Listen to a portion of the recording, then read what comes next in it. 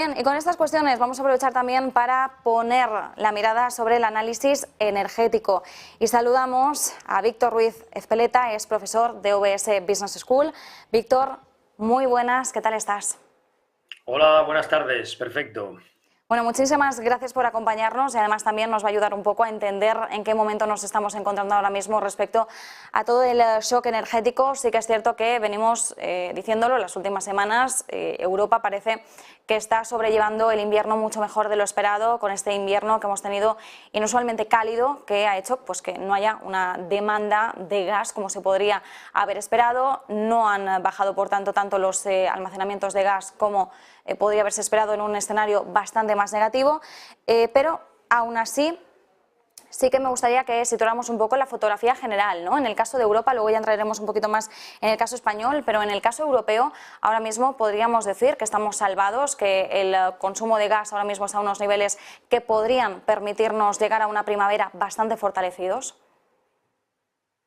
Sí, realmente las condiciones climatológicas que estamos viviendo en España y en el norte de Europa, que han sido más suaves de lo esperado, han permitido que los almacenes de gas, que durante el año pasado estuvieron llenando todos los países para poder llegar a esta situación, pues nos va a permitir poder salvar el invierno y llegar a un clima mucho más suave sin haber agotado las reservas de gas y por lo tanto poniendo en una situación más crítica a la Unión Europea. Pero ¿hasta qué punto, Víctor, podríamos decir que estamos dejando atrás lo peor de la crisis energética? ¿O es muy pronto para decirlo? Bueno, yo creo que es pronto para decirlo porque una cosa es poder pasar el invierno y tener reservas, pero luego una vez se terminen veremos qué es lo que pasa, porque no nos olvidemos que además de las calefacciones que son importantes, también el gas es muy necesario en la producción energética y en las empresas y en la industria. Por lo tanto, dependiendo un poco de las decisiones que comentabais y de cómo evolucione la situación entre Rusia y Ucrania, el suministro del gas va a tener que seguir dependiendo de otros países.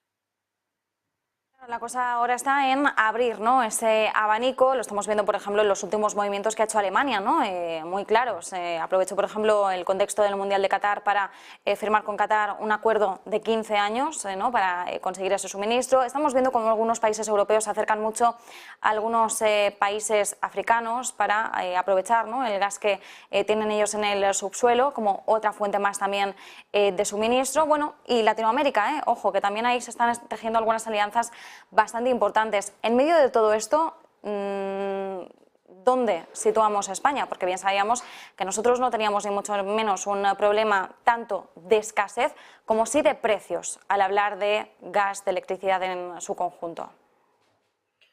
Bueno, la Unión Europea, efectivamente, como comentas, siempre ha sido un país, ¿no? O una unión de países que ha necesitado mucho más importar materias primas que exportarlas, y países como Alemania, que está en Qatar, o otros países, comentabas, posibles proveedores sudamericanos o africanos en el futuro inmediato. En España teníamos la ventaja que mucho gas venía de Argelia y de Nigeria.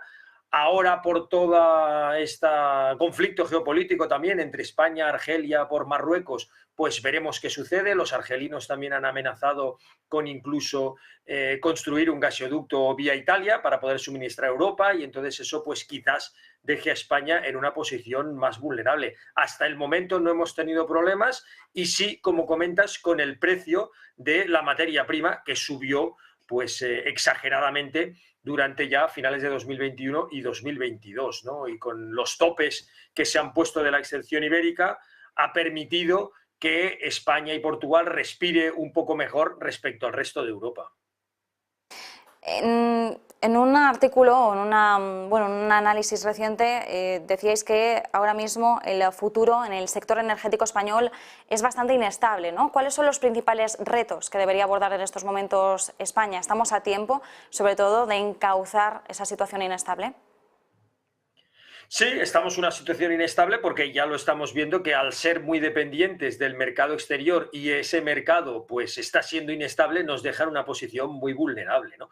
Pero bueno, también pienso que es una buena oportunidad. España lleva años implementando energías renovables, como la energía eólica, la energía solar, en la cual ya estamos llegando a prácticamente el 50% de producción de energía en el país se produce con energía renovable, y debemos seguir avanzando en esa línea. Sin duda no es una línea a solucionar a corto plazo, es decir, no se pueden construir parques eólicos o solares en cuestión de días, pero sí que se tiene que seguir avanzando en esta línea y, sobre todo, agilizar lo que son los trámites burocráticos y los estudios.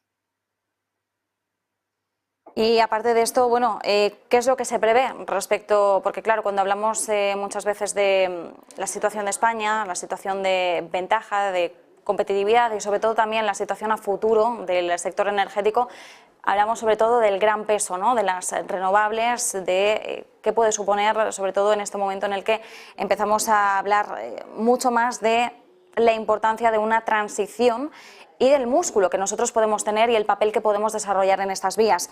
Energía solar, eólica, se prevé que su potencia se multiplique a lo largo de las próximas décadas, pero ¿de dónde vendría sobre todo el impulso? ¿Qué es lo que necesita en estos momentos la industria en su conjunto, la industria de las renovables, para conseguir realmente sacar el mayor potencial posible? ¿Por dónde pasarían las ayudas del Gobierno o por dónde pasan las principales peticiones de estas compañías? Bueno, no queda otro remedio, entre otras cosas, porque si la Unión Europea se ha comprometido a ser un continente, ¿no?, libre de emisiones de CO2, pues no queda otra que consumir la energía que produces vía energías renovables. El problema de las energías renovables en el pasado y actualmente es que muchas pues necesitan subvenciones, no son tan eficientes como nos gustaría y que no son estables porque dependemos pues del sol, del viento principalmente. Entonces tenemos que seguir en la línea de subvencionar para que haya empresas interesadas, que sean rentables los proyectos que se realizan, aumentar esa eficiencia y mejorar el parque para que la amortización se produzca y realmente haya un beneficio tanto de económico como de puestos de trabajo, como a nivel de producción eléctrica para el país. Por comunidades autónomas, ¿hay alguna que sea especialmente destacada cuando hablamos del peso de las energías limpias, de las energías renovables? ¿Cuál es la que goza de mejor salud en este sentido? Bueno, gozar de salud en el sentido de producción, por ejemplo, Castilla-La Mancha o Castilla-León producen mucha más energía a nivel solar y a nivel eólico de la que consumen, ¿no?, o de la que realmente llega. Entonces, como gozar de buena salud son las comunidades más productoras, pero no son las que más consumen, ¿no? Y entonces ahí, pues como en otros aspectos, en el país hay un cierto desequilibrio que se tiende a compensar de otras maneras, algunos se sienten más compensados y otros menos, porque por ejemplo la Comunidad de Madrid es mucho más receptora de energía que productora, ¿no? Pero bueno, sin embargo, pues también hay otros negocios y hay otras industrias que repercuten en el resto del país. Entonces, al final, yo pienso que lo mejor es hacer una fotografía global, pensar en el conjunto del país más que en comunidades por separadas. Algunas producirán más, otras producirán menos, algunas recibirán más, pero el global es lo que debería contar, dejando un poco de lado intereses, ¿no? Bueno, pensar, como decías, en la fotografía global, no tanto por comunidades autónomas, sino bueno, el interés común, ¿no?, de todo el país y sobre todo el impulso del que pueden gozar las renovables. Víctor Ruiz Ezpeleta, profesor de UBS Business School, muchísimas gracias por habernos acompañado. Feliz fin de semana. Igualmente, un placer. Bueno, y seguro que se acuerdan, en las claves de la tarde, nosotros hoy hablábamos